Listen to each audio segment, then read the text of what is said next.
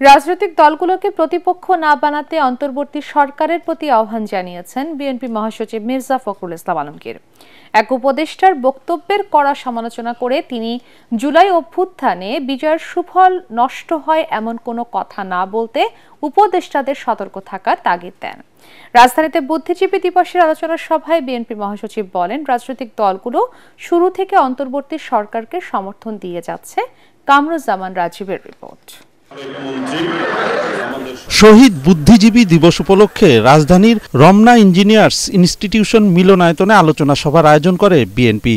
এতে অংশ নিয়ে বিএনপি সিনিয়র নেতারা বলেন, স্বাধীন হয়েও বাঙালি জাতি যাতে মাথা তুলে দাঁড়াতে না পারে তা নিশ্চিত করতেই জাতির মেধাবী সন্তানদের পরিকল্পিতভাবে হত্যা করা হয়েছিল। একইভাবে ক্ষমতা চিরস্থায়ী করতে জুলাই আগস্টে ফ্যাসিবাদী হাসিনা ছাত্র জনতাকে হত্যা করেছে। আমি কিন্তু বিগত 5ই আগস্ট পূর্ববর্তী সময়ের সঙ্গে 1971-এর একটি সাদৃশ্য খুঁজে পাই। এবারে ইন্টেলেকচুয়াল, শিক্ষক, শিল্পী, ইঞ্জিনিয়ার, ডাক্তার, প্রফেশনাল তাদেরকে হয়তো সেভাবে টার্গেট করা হয়নি, কিন্তু এবার উদীয়মান ছাত্র তাদেরকে এবার টার্গেট করা হয়েছে। বিগত ফেসিবাদের সময়ে একটি সিস্টেমেটিক ওয়েতে বিভিন্ন প্রক্রিয়ায় বাংলাদেশের টোটাল শিক্ষা ব্যবস্থাকে ধ্বংস করে দেওয়ার জন্য একটা প্রকল্প নেওয়া হয়।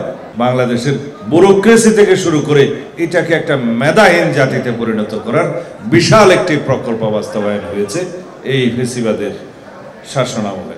পতিত স্বৈরাচার ভারতে বসে দেশের বিরুদ্ধে ষড়যন্ত্র অব্যাহত রেখেছে অভিযোগ করে বিএনপি মহাসচিব সহ নেতারা বলেন, অন্তর্বর্তী সরকারকে সবাই সমর্থন করে, তাই তাদের জনপ্রত্যাশা অনুযায়ী পদক্ষেপ নিতে হবে।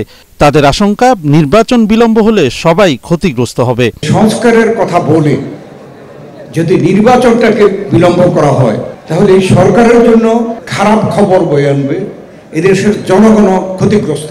অতএব সংস্কার শুরু করেন, আমরাও সমর্থন করব, কিন্তু সর্বাধিক গুরুত্ব দিতে হবে নির্বাচনকে। প্রথম থেকেই তাদেরকে আমরা সমর্থন দিয়েছি, এখনো তাকে আমরা সমর্থন করে দিচ্ছি। তুমি যেন এই কথা বলেন যে রাজনৈতিক দলগুলো অন্তর্বর্তীকালীন সরকারকে ব্যর্থ করার জন্য কাজ করছে, এটা অত্যন্ত মারাত্মক একটা অভিযোগ। দয়া করে রাজনৈতিক দলগুলোকে বা রাজনীতিকে আপনাদের প্রতিপক্ষ বানাবেন না। রাজনৈতিক দলগুলো আপনাদেরকে সহযোগিতা করছে।